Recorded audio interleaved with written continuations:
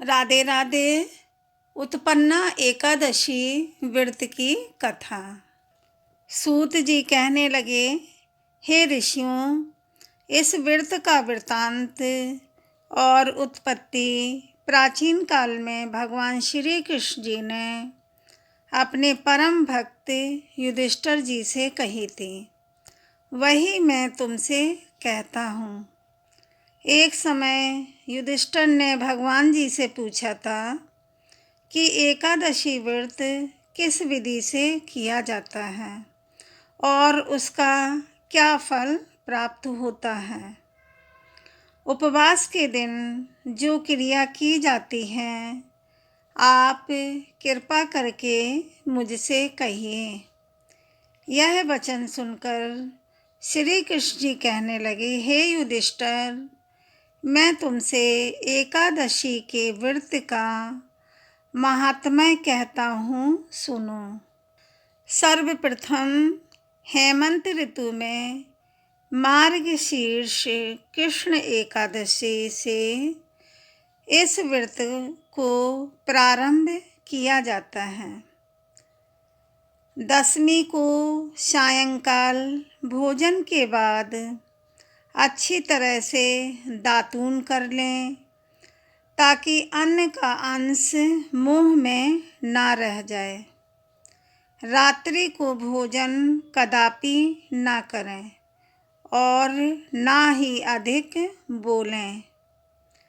एकादशी के दिन प्रातः 4 बजे उठकर सबसे पहले व्रत का संकल्प करें।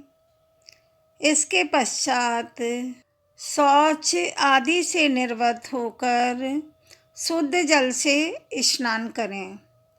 व्रत करने वाला चोर, पाखंडी, पर स्त्रीगामी, निंदक, मिथ्याभाषी तथा किसी भी प्रकार के पापी लोगों से बात ना करें।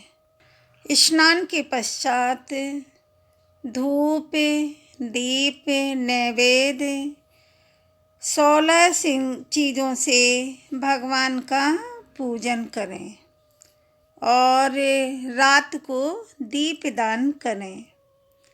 रात्रि में सोना नहीं चाहिए। सारी रात भजन कीर्तन आदि करना चाहिए।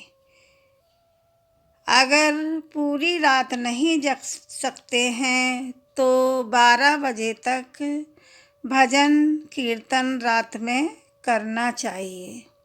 जो कुछ पहले जाने अनजाने में पाप हो गए हैं, उनकी क्षमा मांगनी चाहिए। धर्मात्मा पुरुषों को कृष्ण और शुक्ल दोनों पक्षों की एकादशियों को समान समझना चाहिए।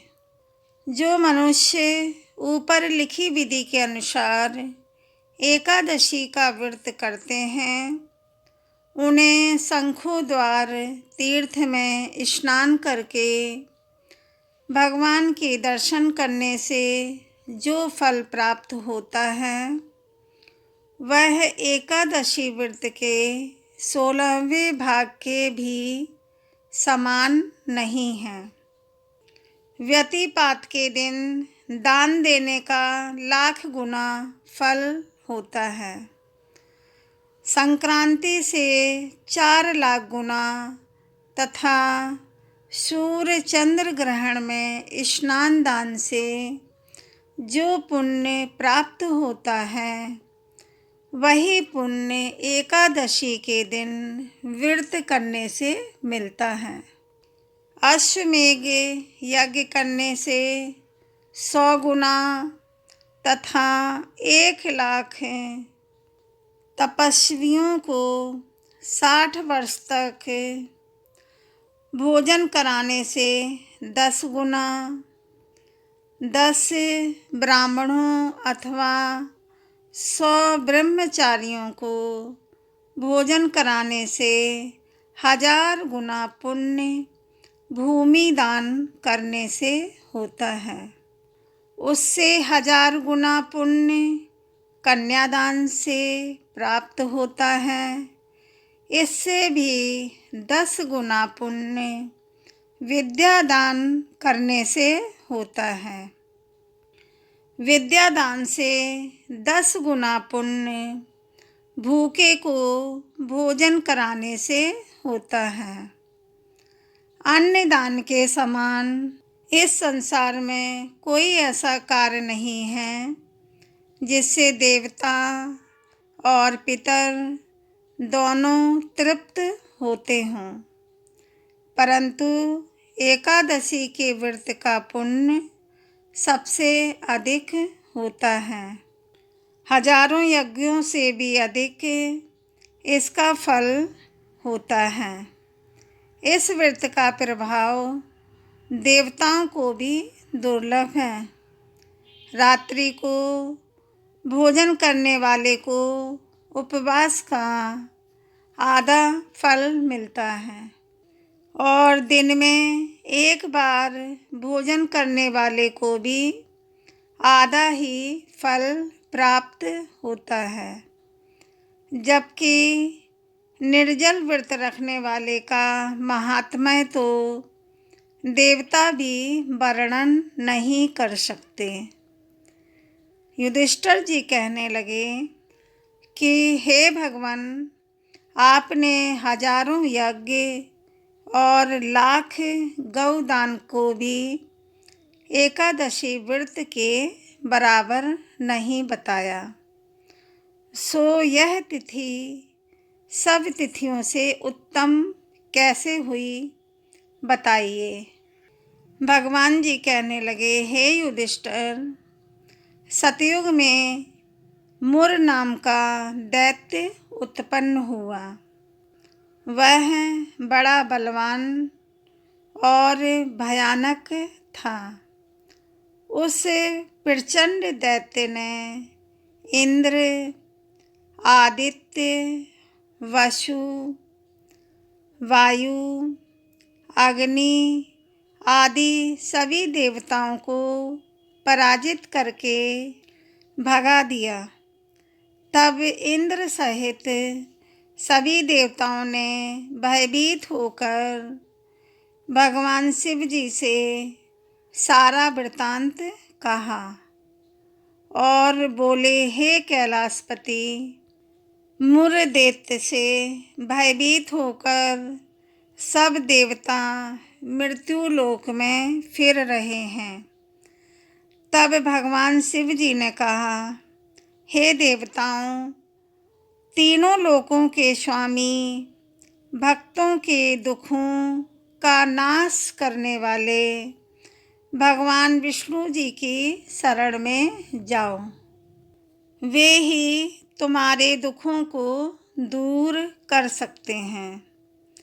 शिव जी के ऐसे वचन सुनकर सभी देवता क्षीर सागर में पहुँचे। वहाँ भगवान जी को शयन करते देख हाथ जोड़कर उनकी स्तुति करने लगे। हे देवताओं द्वारा स्तुति करने योग्य प्रभु, आपको बारंबार नमस्कार है। देवताओं की रक्षा करने वाले मधुसूदन, आपको नमस्कार है। आप हमारी रक्षा करें। दैत्यों से भयभीत होकर हम सब आपकी शरण में आए हैं। आप इस संसार के कर्ता, माता पिता, उत्पत्ति और पालन करता और संहार करने वाले हैं। सबको शांति प्रदान करने वाले हैं। आकाश और पाताल भी आप ही हैं। सबके पितामह ब्रह्मा, सूर्य, चंद्र, अग्नि, सामग्री, होम, आहुति मंत्र, तंत्र, जप, यजमान, यज्ञ, कर्म, कर्ता, भोक्ता भी आप ही हैं। आप सर्वव्यापक हैं। आपके सिवा तीनों लोकों में चर तथा अचर कुछ भी नहीं है। हे भगवान, दैत्यों ने हमको जीतकर स्वर्ग से भ्रष्ट कर दिया है और हम सब देवता इधर उधर भागे भागे फिर रहे हैं। आप उन दैत्यों से हम सबकी रक्षा करें। इंद्र के ऐसे वचन सुनकर भगवान विष्णु जी कहने लगे कि हे इंद्र, ऐसा मायावी दैत्य कौन है जिसने सब देवताओं को जीत लिया है? उसका नाम क्या है? उसमें कितना बल है और किसके आश्रय में है तथा उसका स्थान कहाँ है? यह सब मुझसे बताओ।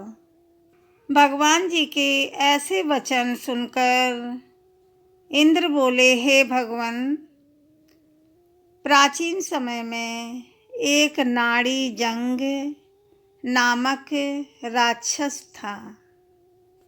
उसके महापराक्रमी और लोक विख्यात मुर नाम का एक पुत्र हुआ। उसकी चंद्रावती नाम की नगरी है। उसी ने सब देवताओं को स्वर्ग से निकालकर वहाँ अपना अधिकार जमा लिया है। उसने इंद्र, अग्नि, वरुण, यम, वायु, ईश, चंद्रमा, नैरत आदि सबके स्थान पर अधिकार कर लिया है। सूर्य बनकर स्वयं ही प्रकाश करता है, स्वयं ही मेघ बन बैठा है और सबसे अजेय है। हे असुर निकंदन, उस दुष्ट को मारकर देवताओं को अजेय बनाइए। यह वचन सुनकर भगवान ने कहा, हे देवताओं, मैं शीघ्र ही उसका संहार करूँगा। तुम चंद्रावती नगरी जाओ। इस प्रकार कहकर भगवान सहित सभी देवताओं ने चंद्रावती नगरी की ओर प्रस्थान किया। उस समय दैत्य मुर सेना सहित युद्ध भूमि में गरज रहा था। उसकी भयानक गर्जना सुनकर सभी देवता भय के मारे चारों दिशाओं में भागने लगे। जब स्वयं भगवान रणभूमि में आए तो दैत्य उन पर भी अस्त्र शस्त्र आयुध लेकर दौड़े। भगवान ने उन्हें सर्प के समान अपने बाणों से बींध डाला। बहुत से दैत्य मारे गए, केवल मुर बचा रहा। वह अविचल भाव से भगवान के साथ युद्ध करता रहा। भगवान जो भी तीक्ष्ण बाण चलाते वह उसके लिए पुष्प सिद्ध होता। उसका शरीर छिन्न भिन्न हो गया, किंतु वह लगातार युद्ध करता रहा। दोनों के बीच मल्ल युद्ध भी हुआ। 10,000 वर्ष तक उनका युद्ध चलता रहा, किंतु मुर नहीं हारा। थककर भगवान बद्रिकाश्रम चले गए। वहाँ हेमवती नामक सुंदर गुफा थी। उसमें विश्राम करने के लिए भगवान उसके अंदर प्रवेश कर गए। यह गुफा 12 योजन लंबी थी और उसका एक ही द्वार था। विष्णु भगवान वहाँ योग निद्रा में गोद में सो गए। योग निद्रा की गोद में सो गए। मुर भी पीछे पीछे आ गया और भगवान को सोया देखकर मारने को उद्यत हुआ। तभी भगवान के शरीर से उज्ज्वल क्रांतिमय रूप वाली देवी प्रकट हुई। देवी ने राक्षस मुर को ललकारा, युद्ध किया और उसे तत्काल मौत के घाट उतार दिया। श्री हरि जब योग निद्रा की गोद से उठे तो सब बातों को जानकर उस देवी से कहा कि आपका जन्म एकादशी के दिन हुआ है, अतः आप उत्पन्ना एकादशी के नाम से पूजी जाएंगी। आपके भक्त वही होंगे जो मेरे भक्त हैं। बोलो विष्णु भगवान लक्ष्मी माता की जय। एकादशी माता की जय।